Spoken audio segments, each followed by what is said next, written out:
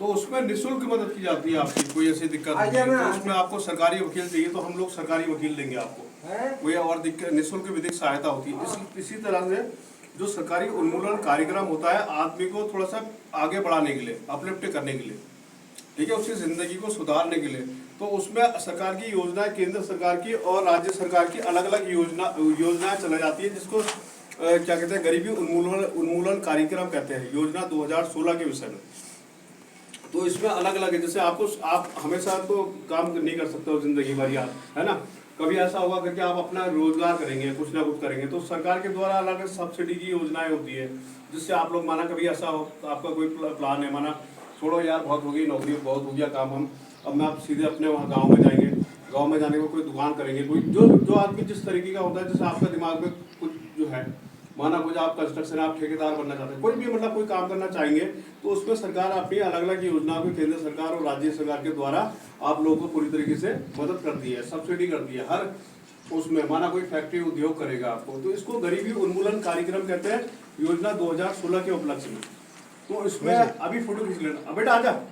Hello, मैं खींचूंगा तेरी photo इधर।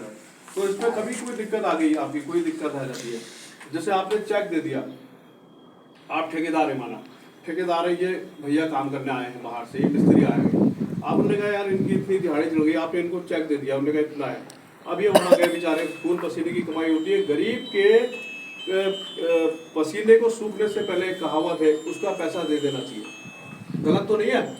ये ऐसा है। लेकिन लोग क्या करते हैं, बहुत से ऐसे ठेकेदार होते हैं, उनका पैसा मार देते हैं, हमारे लिए यार 5,000, जैसे आपको वैसे मैं कोई बहुत बड़ा लीडर नहीं हूँ, सीधी सी बात है, आपको वैसा मैं भी हूँ,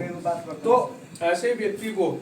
कानूनी सहायता पहुंचाना हमारा कार्य होता है, हमारा, हम पूरी तरीके से साथ देते हैं। मैं यहाँ का भीमताल से हूँ खान, और पूरी तरीके से हर जगह का मतलब अधिकार मित्र हूँ, एक तरह से विकास भवन में भी बैठता हूँ, और आप लोगों को अवेयर करना, जागरूक करना भी मेरा काम होता है। तो कोई ऐसी दिक्कत, सरकारी ठेकेदार है, उन्होंने कहा यार 15 दिन हो गए, 20 दिन हो गए, मियाँ बीबी आ गए, बच्चे लेके आ गए, बेचारे कहीं से भी आ गए, अब उसके बाद उसने उनकी दिहाड़ी मार दी, ये मार दी, गलत है ना, इस तरीके का, तो अब वो बेचारा क्या करेगा, उसको न्याय नहीं मिल रहा ना,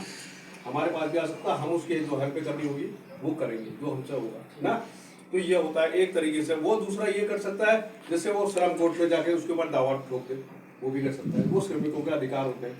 लेकिन किसी भी काम को करने से पहले उसके पास वो चीज होना चाहिए, जैसे कोई ठेकेदार, अगर ठेकेदार है तो ठेकेदार अगर रजिस्टर्ड ठेकेदार है तो उसके पास पूरी तरीके से गवर्नमेंट का सर्टिफिकेट होगा,